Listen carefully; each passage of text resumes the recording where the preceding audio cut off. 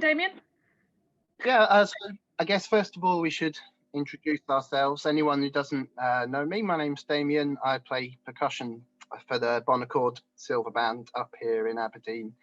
I've been on the SBBA executive since 2014 now. And I've been working together with Tabby and Jim Wishart and Elaine Roxburgh on a mental health strategy for SBBA.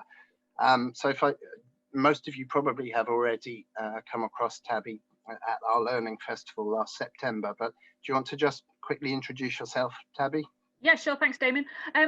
Good afternoon, everybody. Thank you for joining us. Yeah, I'm Tabby Kerwin. I am not in Scotland, nor have I ever lived in Scotland, but I don't rule it out in the future. But I am here in sunny Yorkshire. I am the director of my own business, Mode 4, a brass bander through and through since I think before I could even realise what a brass band was. And the work that I've very much been doing over the last kind of couple of years is the promotion of mental health supports and wellbeing supports in the brass band movement, based on kind of a lot of training that I do. I'm a mental health first aid England instructor, certified instructor, and I do a lot of coaching and training with wellbeing and mental health and performance coaching. So I really wanted to sort of beat the drum for putting in better supports for our musicians, as it is a volatile industry, if you like. There's a lot of pressure. There's a lot of people experiencing external pressures which can come into the band room and things like that. So I'm really delighted to have been approached by SBBA, who are very, very keen to put these supports in place for bands. And this is really what we're talking to you about today, what we can do and how we can do it and how we can make this accessible to all of the bands across Scotland. So yeah, I think we're going to kind of look at the why, the what and the how of what we can do. And I think we're going to start with the why, aren't we? So over to you, Damien. Yeah, so the kind of brief history behind why we are where we are today was that the AGM last year. I don't know if most of you were probably there. Somebody had raised a question about what was SBBA intending to do regarding mental health difficulties of members, and everyone kind of looked at each other. That's a good question, but there wasn't really any real thought about that at the time. But from that initial suggestion, we got together a workshop with Tabby for our Learning Festival in autumn. I'd already attended a session with Tabby in the summer at a virtual band camp, which was notionally in Canada, although neither of us were in Canada. And there's one thing that stuck out about her work that she'd already done was that she'd set a target of trying to get a trained mental health advocate into every brass band in England. But there was a suggestion that perhaps there wasn't that much interest from certain areas that might have been able to push that forward south of the border. But that kind of got me thinking that up here, hopefully we pride ourselves on being fairly progressive. And I think, well, that's something that we can achieve. We can be practical in giving steps to our members to help themselves with this. So as I said, we've had some meetings with Tabby. As for the why, I suppose we're all very aware with lockdown of pressures on mental health. It's been in the news a lot, but it was already an pre-existing crisis in the Western world. Something like 1 in 4 people are suffering from mental ill health, and crucially among musicians, there's a higher prevalence. They're 3 times more likely to suffer from mental ill health. Our feeling as SBBA is that bands are usually kind of a family unit, and they pride themselves on that. They see each other regularly, and they're uniquely placed in a way to be able to spot potential warning signs of members that are struggling, and to be able to potentially offer support to them. But just as any other part of society, obviously, while the will to do that may be there, we're all a little bit kind of tiptoeing around mental health as an issue still. People are more aware of it than they were, but that doesn't mean that you feel comfortable in being able to offer support to people that need it. So hopefully that's something that this strategy will be able to address, because we feel that SBBA should be able to proactively commit to supporting the overall health and well-being of all their bands and members. So Tabby, I don't know if you can talk a little bit perhaps about the about that, why we're doing it. Why did you get kind of drawn into this as your campaign in the first place, perhaps?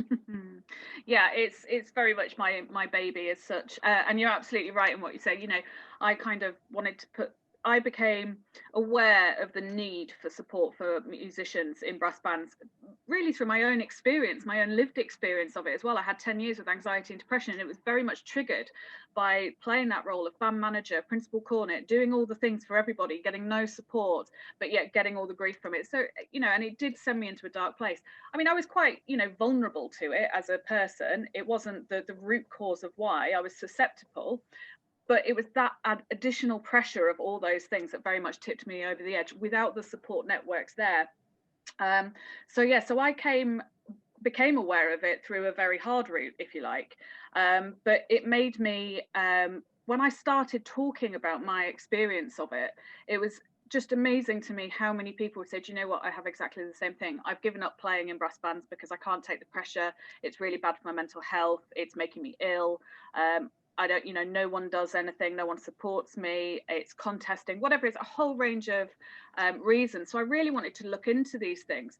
So with that combined with my kind of training as a mental health first aid instructor, you know, I really looked at the stats, and hopefully you can sort of see what I'm just pinging up on the screen, if you can see slides and things, just to give you some of the idea of the stats.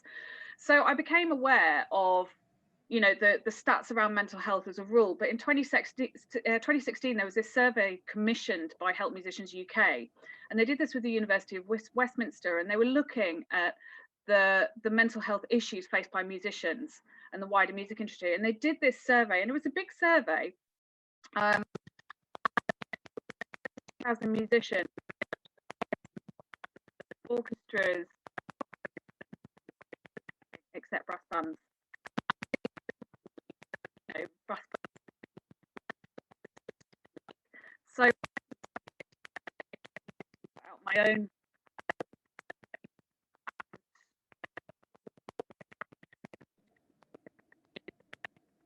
that actually it's just the same in brass bands as it is in the wider music world. So we know, as a general stat, we're told that 1 in 4 people will experience some kind of mental health issue at any given point.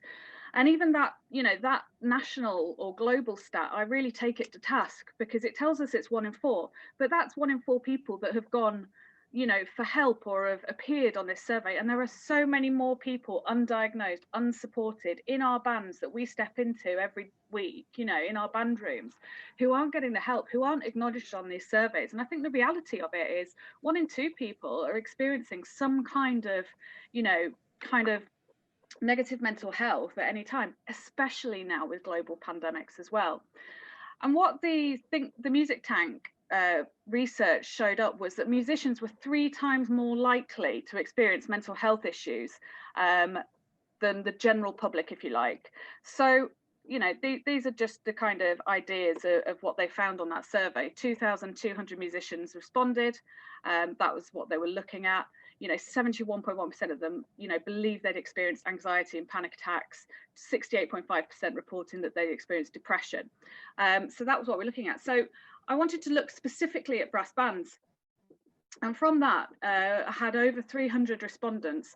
And from that, you know, these are some of the numbers that we got. 12.8% said they'd experienced brass bands had only ever been positive and stress-free, which leaves a huge amount that, you know, that are dealing with something. 79, nearly 80% experiencing nerves, 53% anxiety, you know, 50% experiencing depression. So the numbers were really high, and it correlated that, you know, 3 times more likely than the general public to experience mental health issues. Put on that further pressures that people have got of time, commitments, and, you know, trying to adhere to getting better and improve their standards of being in bands. The volatile relationships within bands, be that within you know, player to player, or it's officials, or, you know, conductors or peers or whatever it is, the way people deal with the words and judgments of adjudicators or press on contest day, the travelling that they do to bands, interband politics, all these things were just really kind of playing on people and buying into this fact that all these people in our bands are going through these things, but yet the fact is we haven't got anything there to support them. You know, we ask this question when people walk through the band room doors, hi, how are you? But we don't have an intention to hear the answer. You know, it's just a conversation starter, isn't it? And that's what I always say. If you're going to ask someone how they are, ask them twice, because the one thing we all do when you say, how are you? We all go, I'm fine. I'm okay. Yeah, great. Whatever, because we don't want to answer it. And if people aren't opening up and talking, then they're not, you know, they're not helping themselves to support these issues. So yeah, that's the why. That's why I really want to do this, because we've got this most glorious of opportunities with brass bands to support people we like, support people we see often. You know, music, it's such a well-known healer for well-being. It gives us amazing opportunities in life, but we can do so much more in helping and supporting the people. And that's why, yeah, I really am so passionate about getting these supports into bands, and really so delighted that you know, that SBBA is so on board with this, because as Damien said, you know, when I first came up with this idea and I wanted to go into bands and I wanted to help get a mental health lead in every band and get people trained as mental health first aiders, yeah, I did approach other organisations south of the border, namely the one organisation that runs English banding, and still nothing has been done. And I wasn't asking them for any money, any funding. I've been funding it myself. All the work I've done so far, the places that, you know, people have had on mental health training and things, it's all been subsidised either through Mode 4 or grant funding. So it's the fact that SBBA are getting on board with this and leading the way with it this is big. It is big. So yeah, that is the why, and I am massively passionate about it. But I suppose the real question is, what are we going to do and how are we going to do it? So Damien, over to you for the what. Yeah, so while we kind of have acknowledged that this is maybe something new for a banding organisation to be getting involved directly in this, it's something that's kind of already standard in the workplace, in professional workplaces. So there isn't a reason why we shouldn't have this as part of our setup. But what we are committing to doing, basically, the nuts and bolts of this, is that we are committing to offering fully funded mental health awareness training to every member band, and then to offer them the practical support and materials that they need for any future maintenance of that. So we'll have a little talk about what that is going to involve. It's not just the focus on raising your own personal awareness of your own health, but it's also what can the band do, and what practical well-being skills can these people that come to these workshops, what can they pass on to the other members of the band? Because a happy, healthy band is obviously going to function better and perform better at the end of the day. So how do we give the bands what they need to support their players and to create this atmosphere without adding any extra bureaucracy to it? Because I'm guessing a lot of bands are going to be looking at this and thinking in the back of their head about the child protection and all the extra bureaucracy that entails. But hopefully this shouldn't entail anything. What we're aiming to give you here is a complete package where everything is there and it's in place. So like I said, first of all, that it is free training on mental health awareness, and specifically it is tailored to the needs of bandsmen in Scotland.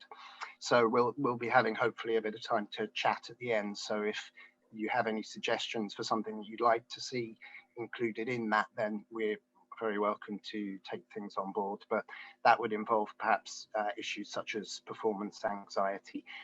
Tabby's going to talk about that a little bit later on. Secondly, the outcome from these training sessions is that we would hope each band would have a mental health policy in place. and a setup in the band that would eventually consist of a mental health lead and hopefully in the future a trained mental health first aider. Again, we'll talk a little bit about that later on, because this is kind of comes in two parts, this campaign. And the first one is this mental health awareness training, and to get the message out there and to get someone who's had this training into the band. And then it's much more involved, the process involved with actually becoming an accredited mental health first aider. Again, we'll go into that later on, but that is somewhere that we would hopefully, if the bands were interested in that, we could move that on to being the second stage. On top of that, we'll also have support materials available for the display in band rooms, and a support kind of booklet with all the information that the mental health lead might require. So I don't know if you would like to talk perhaps about the initial training, what that is likely to involve. Yeah, just before we go through that, I'll just go kind of dig a little bit deeper on sort of the intention of it all, if that's all right with you. So yeah, the intention of this is, it's not kind of some sort of big money-making scam or anything like that. It is purely there to help support our musicians. Okay, so we're looking at supporting our Scottish brass bands in implementing a wellbeing and mental health policy as standard. As Damien said, in the workplace, this is something now that is seen as part of law under the Equality Act and health and safety laws in the workplace, and it will be something in the not too distant future is passed as law to amateur organisations, be that sports groups or music groups and things. So really, we're getting ahead of the game here and helping you get ahead of the game. What we also want to be able to do is help you to develop a mentally healthy culture in the band rooms. So that's how we talk about things, lifting the stigma around things, knowing how to signpost people to the help that they need, being able to spot some, basic signs and symptoms of things to help people, noticing when things aren't right. Someone might be behaving slightly out of character. Their behavior is usually a symptom of something else that's going on. So being able to spot these things before it spirals into, issues of having to sack players and things like that. We'd really like to see, as Damien said, every band having a mental health lead. That's someone who can be there as the sort of point of contact, but we don't want to have to burden someone with, as Damien said, a load of bureaucracy. We're going to give them all the resources that they need and want, and create this kind of network for them to get the support that they need as well. And we're going to make these resources really easily available, free to all the bands. So they'll have complete mental health policies and resource handbooks and the help that they need, all for free as part of it. So that's very much the intention. Let me just try and scooch this on. So reason why it's a priority. Gone too far. There we go. Yeah.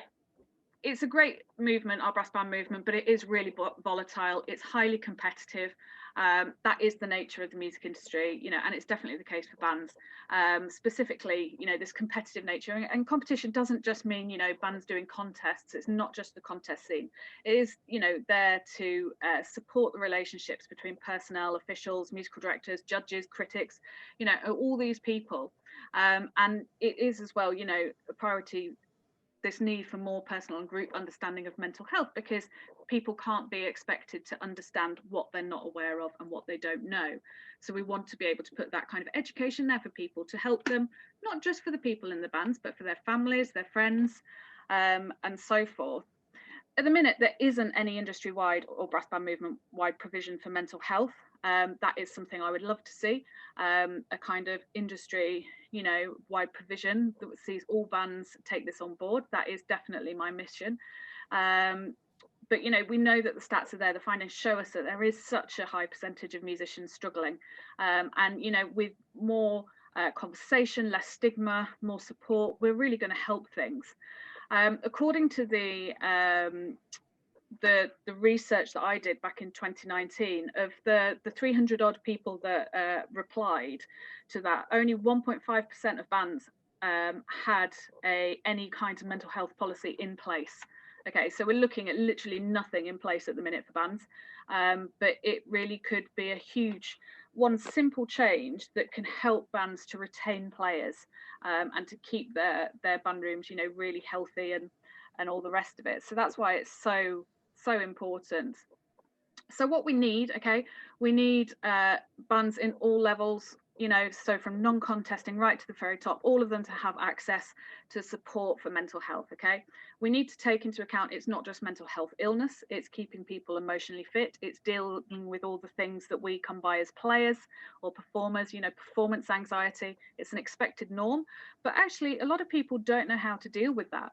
You know, you think in your band room, we spend so many hours rehearsing the music we're going to play for a performance, yet we spend so little time talking about how we're going to deal with that performance, how we're going to perform, how we're going to cope with our nerves and things, which is, I think, something really important to address. You know, the wider picture is getting brass band organisations, you know, contest officials and organisers as well involved, creating safe space, quiet zones, things like that. And just getting this all-round awareness that will really benefit everybody involved with brass bands.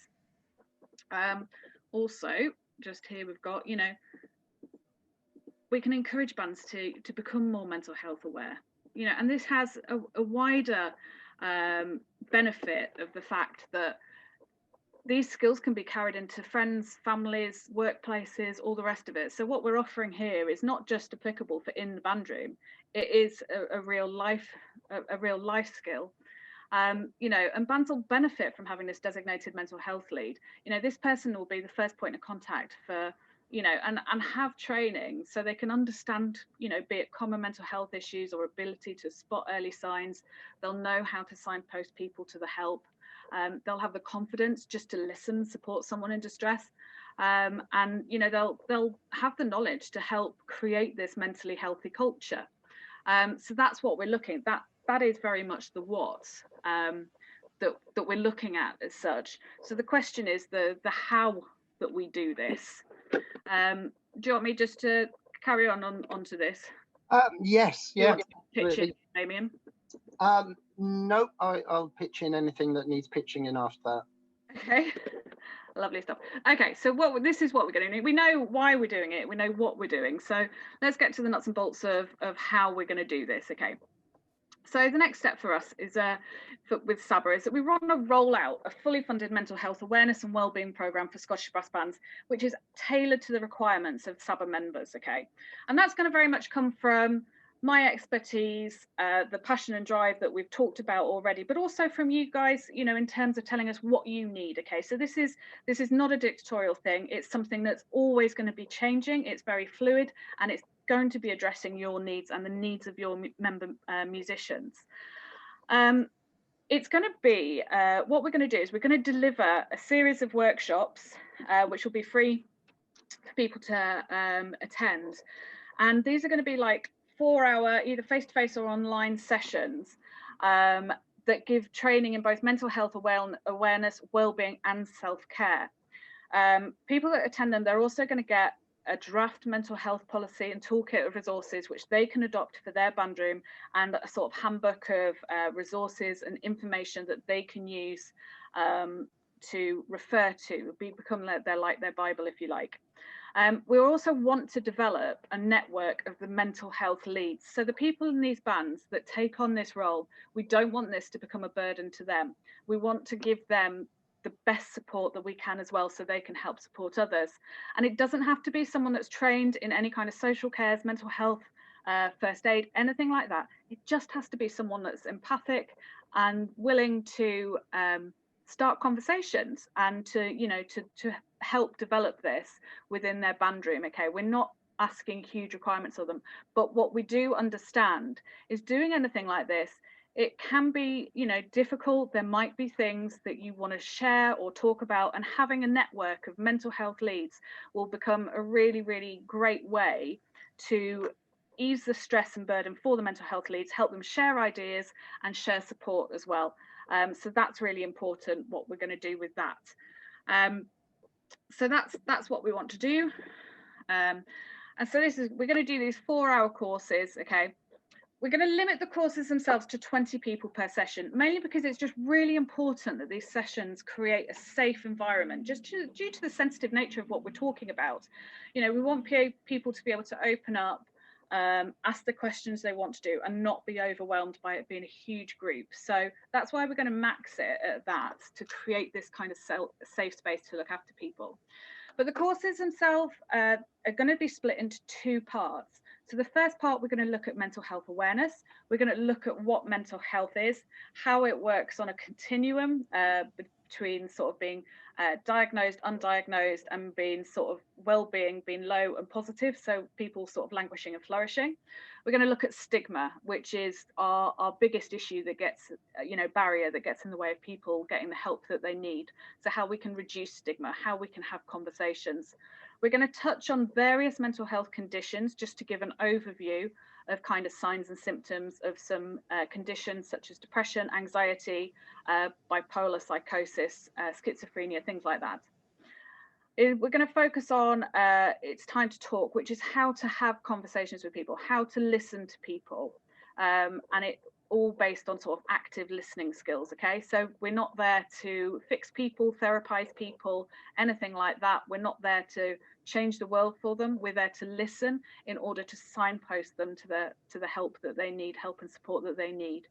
We're going to talk about, with this mental health awareness as well, how to build mentally healthy environments, what could be done in your band room or for your musicians or your supporters to promote that kind of mentally healthy culture, and also the physical environment of the band rooms as well, that might be little things that can be changed, just that can really help people, which could be anything from, if there's a flickering light in the band room, that could be enough to, really sort of, someone that's got anxiety, it could be a trigger for them, or PTSD or anything like that. So we'll look at the sort of physical environment as well. So that will be the first part of these courses. The second part, we want to concentrate on well-being and self-care. So stress management, we go to band because we love it, but we know it can be incredibly stressful. So how to manage that with your everyday life, okay? How to manage the stress of preparing for a contest, how to manage the stress of being a band manager, looking at all the different roles and how we can alleviate that stress, how we can thrive under pressure. So if you're contesting, preparing for contests, how we can thrive, even when the results don't go our way, how we deal with it, how we can move forwards to help our bands be more successful. And we do that looking at Perform model, which is sort of based on a little bit of science and positive psychology, looking at positivity, resilience, all these kind of different skills, with some sort of practical skills and takeaways that you can take away for yourself or pass on to colleagues and all the rest of it. And then how you can develop a self-care toolkit, because if we're not looking after ourselves first and foremost, it's really difficult to look after other people. So that's how we're going to deliver these courses, which we hope, we'll get a good uptake on, to help and support people. And we hope, by making these sort of steps, that we can support not just, individual musicians, specific bands, but we can decrease the levels of mental health issues, in brass bands as a whole. And it will really help bands to maintain players, encourage new players. It'll help players, feel a lot more supported, when they're feeling that their only option is to leave the band. So that's what we're looking at. So that's the kind of how we're going to do it. Do you want to add anything onto that, Damien? Yeah, sure. I mean, the limited numbers in the workshops, like you said, just because of the content of it, but we're not limited to how many workshops we can. Right. Importantly, so well, I think our initial suggestion would be maybe that we go for aiming for maybe 2 people per band at most. It's really important that we stress that we don't want to turn away anyone who's interested in this. If you are interested in getting involved, and there's 3 of you and you're all in the same band, then that's fine. This is important that it is available, not just to bands themselves, but that bandsmen feel that it's available to them as individuals as well. And the other thing on the kind of the who that volunteer might be is that it doesn't need to be a player. It doesn't need to be someone who's in the committee already. It can be anyone who's in and around the band on a frequent basis, who's known to the players in the band. And sometimes it might help if it isn't someone who's already in maybe a position of authority that may be seen as less approachable by younger players or new players or whatever. So it can be anyone, but I think the important thing is it needs to be just someone who's genuinely interested in it. We will be giving everything that those people need, all the materials, all the training, and then hopefully all the support afterwards. So no previous experience whatsoever is required for that. And then the other thing that we didn't really talk about was where we go with this in the future, because while these workshops are going to offer you quite a good insight and give you also the functional ability to carry on that mental health lead role in band, the mental health first aider title is, I think it's an official title. You need an accredited qualification for. Is that correct, Tabby? Yeah, it is. Yeah, so anyone can be a mental health lead. They don't have to have any qualifications. They literally just have to be someone that's you know an empath and keen to do it. You know, they really don't. And as Damien said, if it's not someone in a position of authority, that's a really good thing. That can be a really good thing. But likewise, people in authority should also have all this awareness training as well. But yeah, so for those that go on, that do this course and then want to kind of learn a little bit more, a little bit in depth, and they want to train as mental health first aiders, they can do. That is an accredited and certified course which they can go on to do afterwards. It's either a 2-day face-to-face or 4 2-hour live sessions online. It's how it's delivered. So yeah, so that's something that people can go on to do afterwards. MHFA it's a global organisation delivering mental health training across the world. In the UK, it's the only mental health training that's actually supported and certified by the Royal Society for Public Health, and they've got an ambition to train 1 in 10 people as mental health first aiders, which would equate to having kind of 2 or 3 in every band. Eventually, that would be the ultimate goal. Yeah, so that's something that probably we would be discussing with the mental health leads in this support network once that's in place. So basically what we're taking away from today, hopefully, is that the next step for this is for us to be contacting bands. We'll try and put together, and I know some people have been asking whether the slides are available from this show, but I think what we'll do is we'll put something together that just basically highlights what we've been talking about and send that out to the people who've attended today. And then you'll be hearing from Saba. We'll be doing a kind of a press release and some advertising about it ahead of the day. But these initial workshops, I think now it's a case of going out, spreading the message among bands and going out there and finding people who might be interested in your organization in initially attending these workshops so that we can get things running. Just reading a question in the chat. We haven't seen some of our members since last March. We can't talk to people as we normally would. How should we best address mental health in the virtual environment? Can this be included in the sessions too? Tabby, yes. So right, sorry, I'm not seeing those questions in the chat for whatever reason. So the question is that normally we'd be able to talk to people face to face about these things. In the current situation, obviously we can't. We're not seeing each other, and the band members aren't seeing each other. So how do we address the mental health in the virtual environment in the interim period? How can that be? Yeah, I mean, obviously it's really difficult, but our new normal as such is online. It is in a virtual world, if you like. But the fact of the matter is, a conversation is a conversation, however it's delivered, whether that's face to face or online. We can still go about it the same way. We can still ask people how they're doing. We can open up and give them opportunity to come privately to us to chat if they don't want to do it in a group situation. But checking in on all our players, sending regular checkups.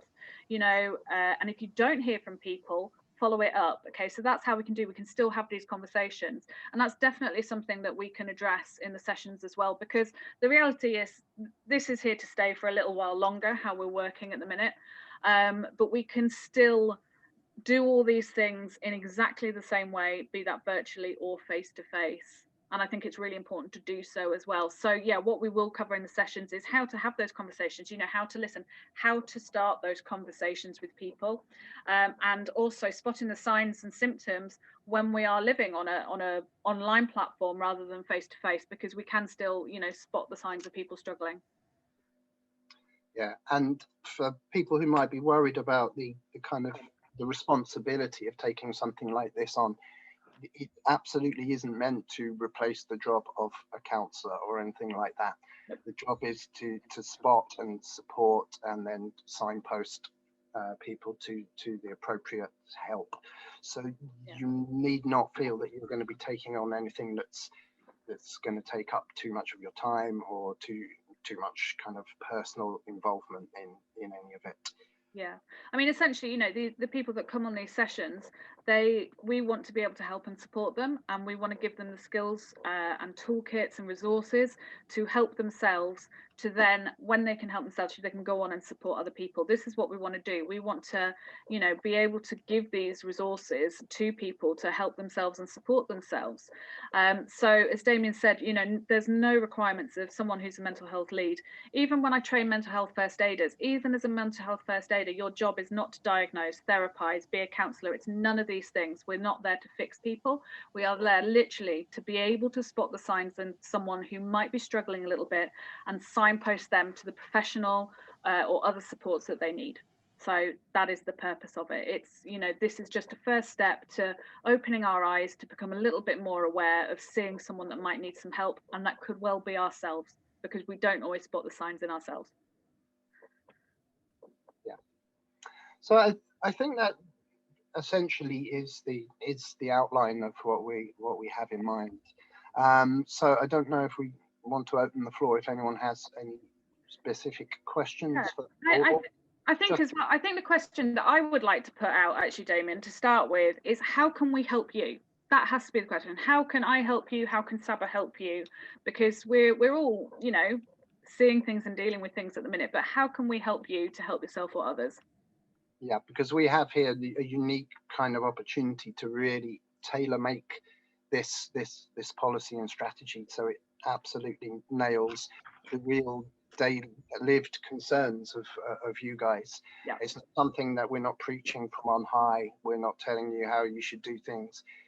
This is giving you hopefully steps that will have a positive impact on your bands and your players.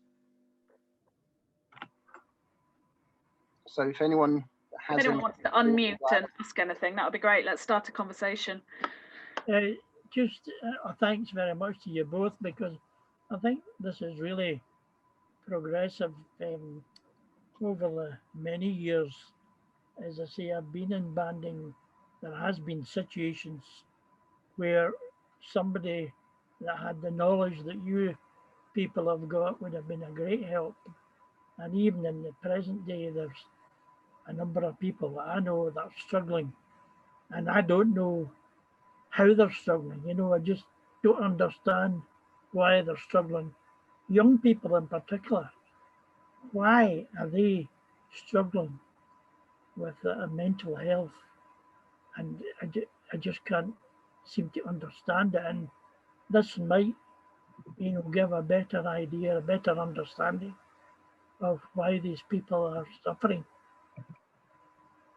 Yeah, thanks for that, Peter. I mean, in terms of the younger people, if you like, yeah, they are struggling more because there's more pressures on them. You know, for us, I always say, you know, the biggest trigger for mental health issues is stress. Okay, and now these days there's far more stresses on. You know, our kids in schools, it's all ticking boxes and passing exams, and this is what they're constantly having to do. But they've also got the stresses of how they interact with people. So for us, when we were younger, and, you know, if we were getting bullied or we had issues with people, we were beaten up in the playground or whatever happened. These days, it's coming from multiple online platforms. So they're under this constant stress of trying to meet grades, trying to do all the things that they have to do, and dealing with things on multiple kind of online platforms. And the stress is too much, because not that the stress is necessarily any greater, but we're not balancing it with giving them the skills to support themselves. We're not building up their resilience. You know, when we were younger, we were probably a lot more resilient, because if we fell over, we got up. You didn't get pandered to, you know, that. And it's just, I think it's the imbalance between what they're having to manage and cope with and the actual resilient skills we're giving them. So Do you think that today's technology is causing a lot of it? yes, definitely. In a world where we can connect so easily like this, it's causing a huge disconnect. And that's the issue. We're not connecting people. We're not having conversations. And because we're not connecting with people and having conversations, we're not seeing the struggles that they're going through. I certainly think that I think this may be too late for our band, which I'm not sure it's going to survive.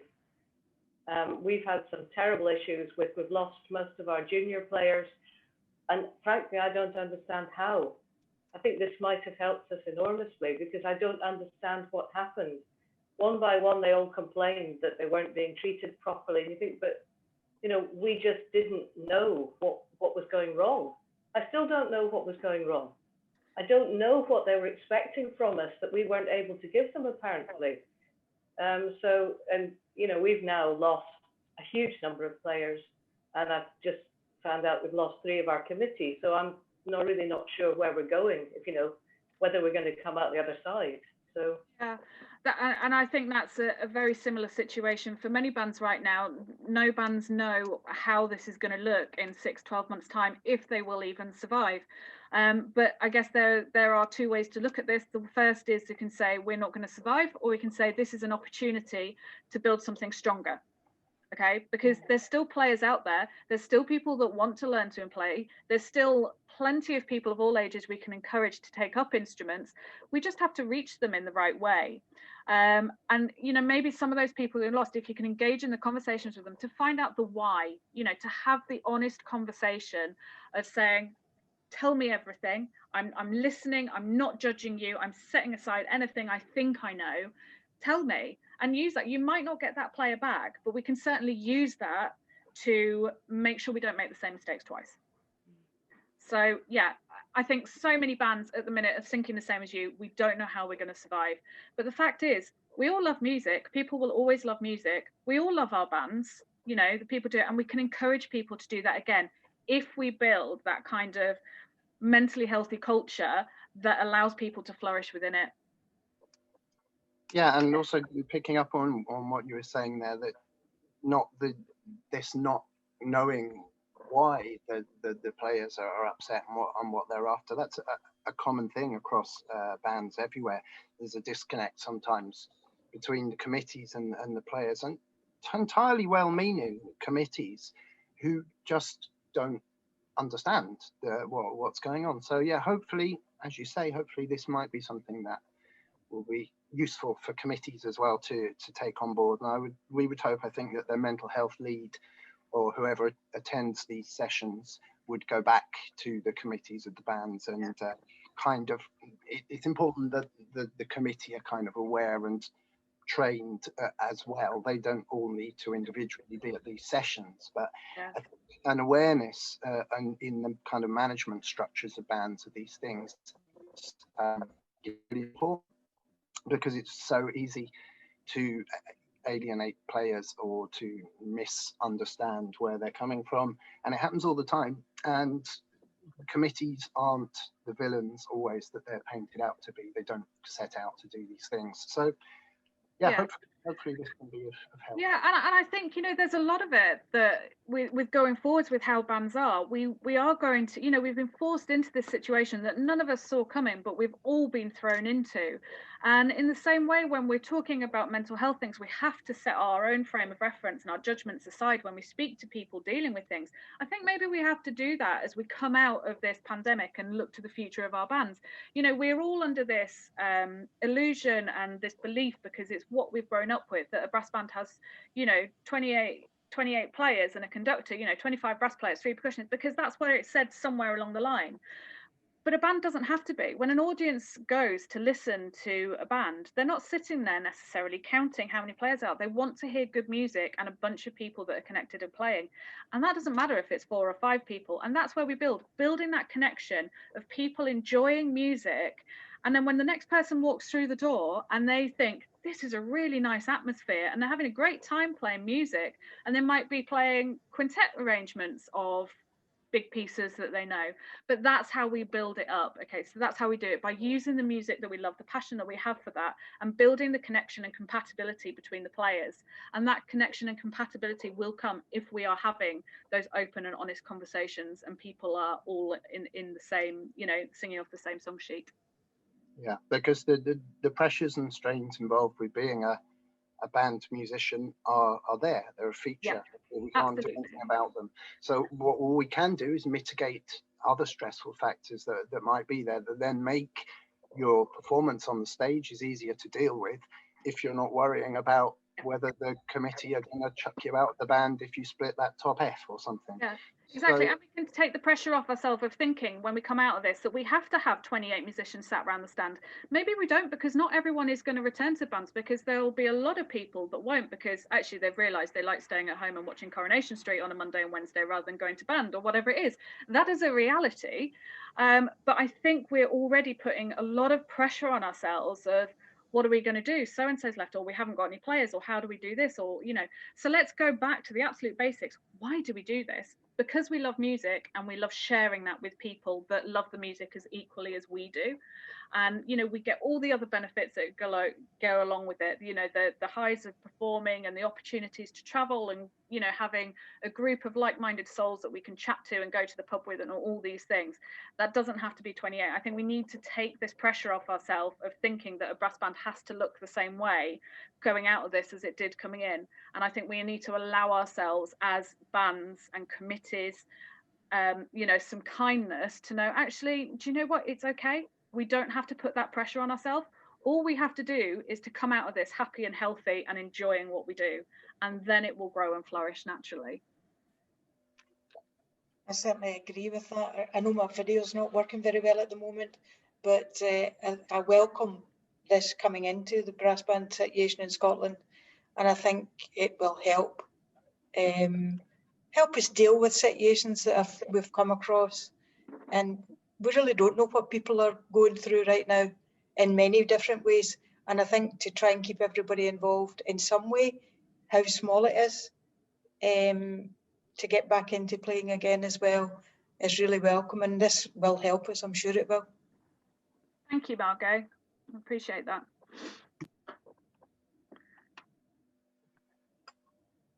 Any other thoughts on how we can help then, or what we need, or concerns that people have, or anything? Open the floor up. Is there any kind of reading that we could do before you go on a course like this, or? Yeah, I mean, absolutely. What we can do is, if for people that want to do this, we can send out sort of some pre-information that gives you an idea of what we're going to be looking at, but not in too much detail, so it doesn't seem overwhelming. But absolutely, we can do a sort of synopsis of what to expect, for sure. Yeah, that's a really great idea to do that. I think that's something we can add in, isn't it, Damien? yes, yeah. So we'll send out a kind of it'll be essentially a summary of what we've discussed today, the skeleton of why we're doing it, what we're doing, how we're doing it.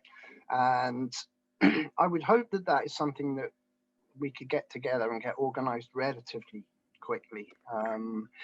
That it will involve, obviously, the active participation of bands in this. Hopefully it's something that bands will feel is going to be useful for them, and we're really keen to stress it isn't going to increase the workload of the band.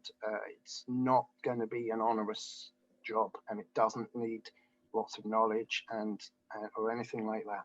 So hopefully we can get a good take up, and we can get some of these workshops underway straight away. But yes, we'll put something together from today, and we'll get that sent out certainly to everyone that's attended this meeting. I think we've got a list of all the names and addresses, but we'll also be sending it out to all of the bands. We'll put something out about this. Is there anything else that anyone has, any thoughts about something that they might like to have included or thought about? Because I know that the mention of safe spaces at contests was certainly something that has come up.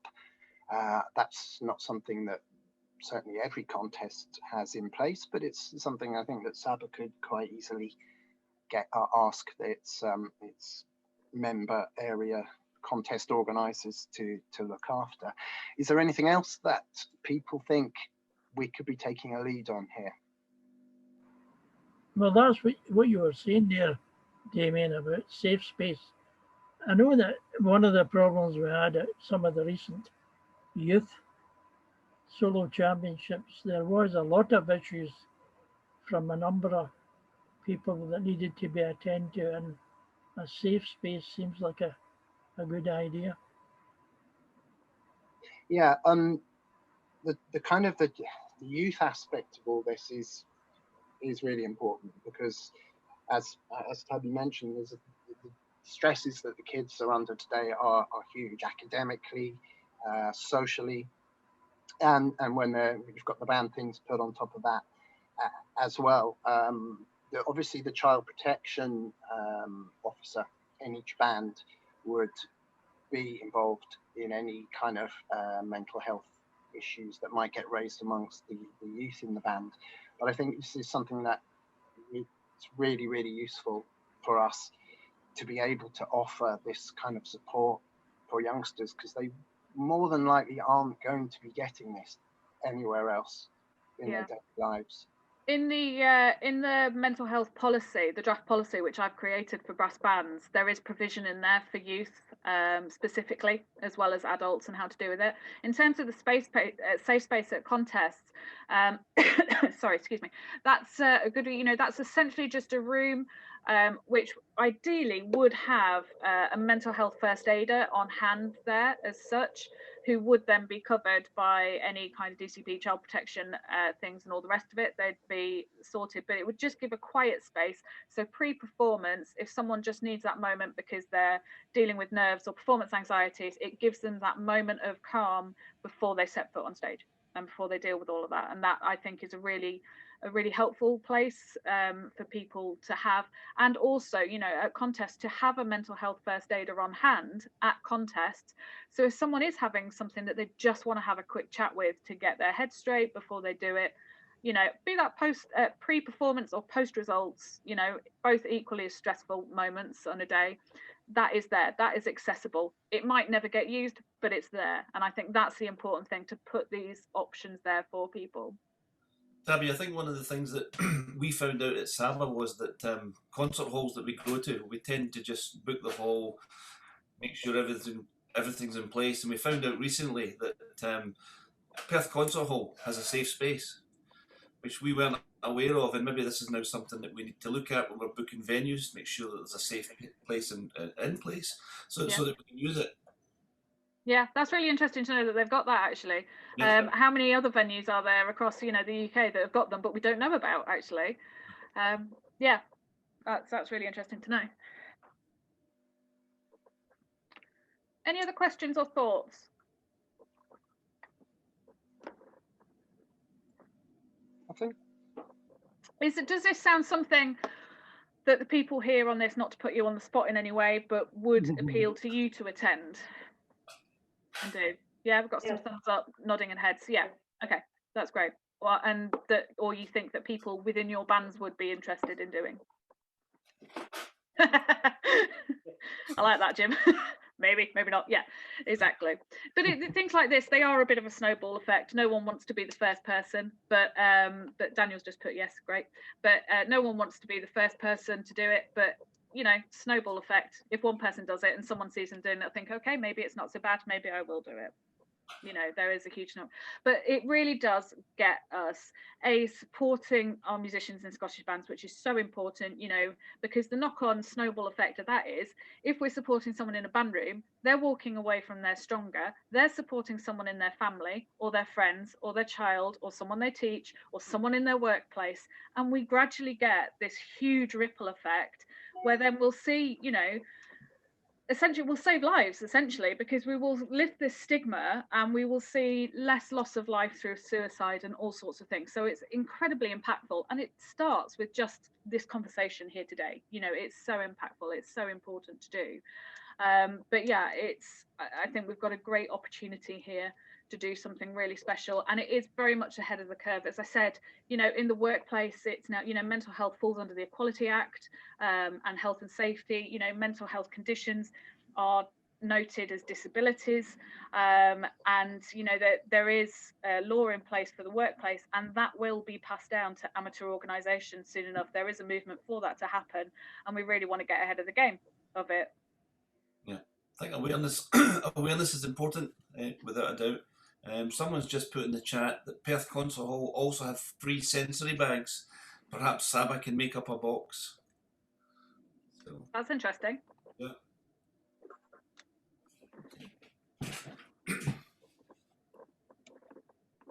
Anything else, guys? Everybody? The floor is open. We've got time if anyone wants to sort of come in and say anything. Okay. Someone asked about the slide. Go for it, June. Is June there? June, do you want to say something? Oh, I can't hear you, June. I'm going to try that. That's better. It's the headphones. I think the thing's not working in them. I think I'm the scary person sometimes to some people, so I don't think I'm the right person, for example, in my organisation to necessarily be the go-to. And it's about trying to get someone who's interested. I think that's really key. But I do wonder that some people are a bit scared of the language, and that maybe we need to have something that presents some of this material without necessarily badging it as mental health or mental ill health. But it's just about, you know, I don't know, a holistic view of somebody rather than necessarily being something that you want to draw attention to.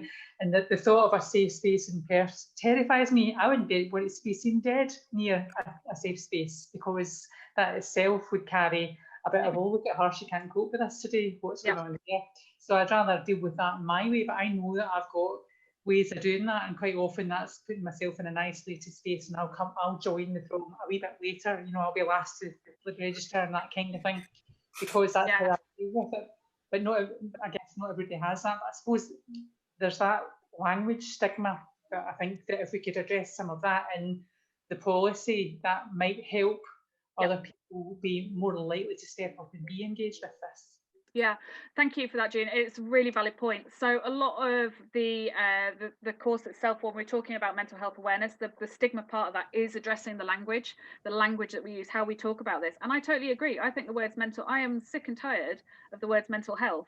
And I hate them, and I really don't like using them, and I will use a vast array of words not to them, which is very hard as a mental health first aid instructor not to use the words. But yeah, they're overused, and they're used incorrectly. People hear the words and they automatically think that means illness and issues, and it doesn't. It's our overall health. We all have mental health, and it can be great or it can be negative. It's as simple as that. So yeah, we have to address the language. So within the course itself, yeah, the language that we use is really addressed so we can help reduce that stigma. But what I think we need to do is be conscious of the language when we're rolling this out, of how we put it out to bands and things, and the language that we use in that, how we make it appeal. Because you're right, people see that, they're not going to do it. And you're right about the safe spaces. People aren't going to use them if they think they're being judged by others, because there's a whole self-stigma around that. So someone, you know, if we put out that, yeah, there's a safe space at Perth Concert Hall when we use it, no one's going to use it the first few times. But if we start to address this language and what it's there, and it's not a safe space, but it's just a chill out zone, you know, decompress before or after your performance, then people are going to go, God, you know, I could really do with 2 minutes of silence and a glass of water. Fine. So it is how we pitch it. And I am very conscious about that, and very conscious about the wording we use. And thank you very much for bringing that up. I completely agree. Yeah, I think that's something you had actually even mentioned when we were trying to think of the title for this session. Yeah, we were trying to think of it, how not to use the words mental health. Yes. Because there is, sadly, banding still does come from its traditional male working class roots, and it does have that British stiff upper lip, stop whinging, get on with it kind of thing, and that does still exist a little bit, but that's not the world we live in today. And we need to be open, we need to be inclusive. We've got a mix of abilities, genders, ages, and everyone needs to get along. So yeah, we need to start changing the fact that what June said there about not wanting to be seen dead, using the safe space. So that's what we're trying to change, so that people don't feel that way, that we've got no problem at the moment. Oh yeah, I'm doing this running regime, everyone's showing off that they're looking after their health. Why is it a problem that we admit that we need to look after our own mental health? It seems strange. So hopefully, if people are feeling sort of under power, unfit or overweight, they go to the gym, or they go for a run, or they do these things. They don't do the same things with mind. We don't focus on our emotional fitness. So, you know, and that's what I look at, getting people emotionally fit. That's the coaching that I do to help people perform. Yeah. We have to go to a mental gym as much as a physical one. Yeah. I don't stand outside a gym and point at everyone inside and laugh at them for not coping with life because they're needing to do physical exercise.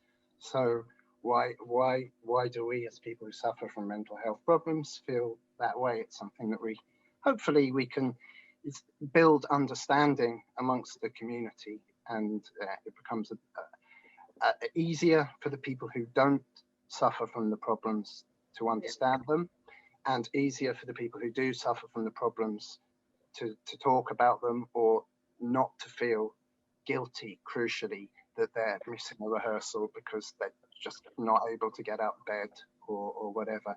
And to feel that if that is happening to them, that they're going to be understood, crucially. Yeah.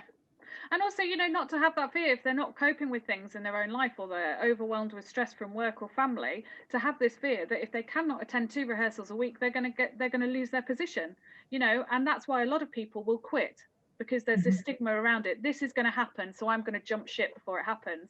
Now, if someone was off work and they were being phased back into the workplace, they might do 2 days a week, half a day, whatever. We can phase people in. Okay, if you can only do 1 rehearsal every 4 weeks, that's fine. And as long as everybody knows in the band, everyone's going to be fine and supportive of it, but we don't allow for that. And this is what we've got to change, just how we approach these things. And it's going to be a slow burn. And I say every time I do a course or I instruct someone, if I only get 1 person on it and does it, that is worth it. It is about that 1 person, reaching that 1 person at a time. And one by one, we will gradually help more. And we've got a fantastic opportunity here. And I'm so, you know, appreciative and grateful to Saba for taking this so seriously and rolling it out. I think we've got a great opportunity to help a lot of people here. I agree with that, Tabby, and I just think Saba's taking the lead here. I think as individuals within our bands, we should grab hold of that and support what has been on offer for us. Yeah. Thanks, Margot.